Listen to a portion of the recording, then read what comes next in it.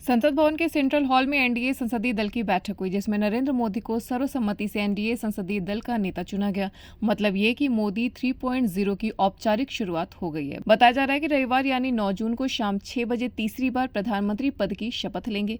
कांग्रेस नेता भूपेंद्र सिंह हुड्डा की ओर से आगामी विधानसभा चुनाव में बड़ी जीत हासिल करने के दावे पर अनिल विज ने कहा कि हार और जीत का सही आकलन करना चाहिए और हम आकलन करेंगे। हमारा वोट प्रतिशत बढ़ा है, जहां जहां कमी रही है वहां पूरे दमखम से काम करेंगे और जीतेंगे।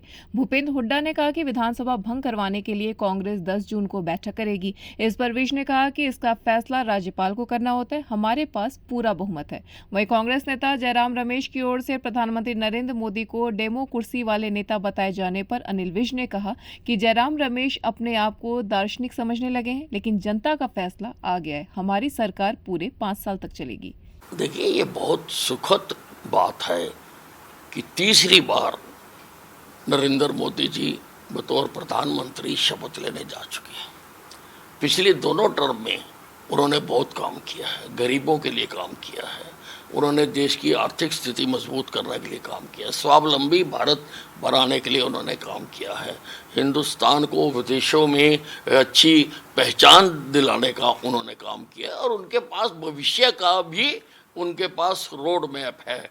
उन्होंने बात कही हुई है कि 2047 तक विकसित भारत बनाएंगे, यानी देश की सारी समस्याओं का समाधान करेंगे।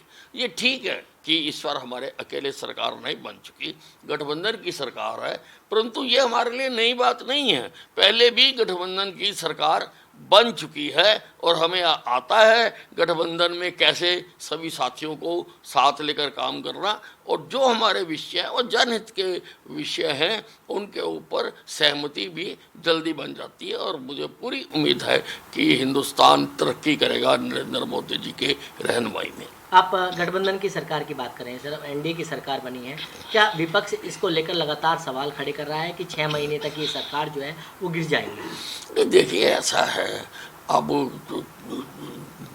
अगर सपने लेने हैं तो लेते रहें। सपने लेने के ऊपर कोई टैक्स तो लगा नहीं हुआ, कोई लेता रहे सपने, लेकिन ये सरकार पूरा 5 वर्ष तक चलेगी और उसके आगे भी भारतीय जनता पार्टी की सरकार आएगी। आप बीजेपी की सरकार की बात कर रहे हैं, लेकिन हरियाणा में जिस तरीके से विधानसभा चुनाव में और जिस तरीके से लोकसभा में गिराफ गिरा है, क्या इसका नुकसान विधानसभा चुनाव में देखने को लिए मिलेगा? देखिए, ऐसा है कि हम हमेशा अपने अनुभव से सीखते हैं।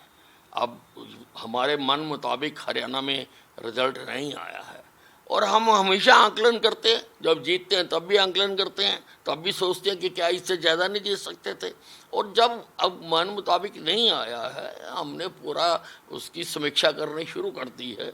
एक एक बूथ की हम जानकारी इकट्ठा कर रहे हैं और उसको ठीक करेंगे, और हम पूरी ताकत के साथ डंके की चोट पर तीसरी बार भी हरियाणा में भारतीय जनता पार्टी की सरकार बनेगी। लेकिन जो नुकसान हुआ है सर, इसके पीछे आप जिस तरीके से मंत्रिमंडल जो है वो बदला गया है, मुख्यमंत्री बदले गए हैं, इसके पीछे ये वजह भी मानते हैं? अब देखिए कि सारी समीक्षा होगी तो सब लोग मिलकर बैठ के निष्कर्ष पर पहुंचा करते हैं, अकेला नहीं मैं कर सकता। लेकिन सर, कांग्रेस लगातार कह रही है कि हरियाणा में इस बार 70 पार।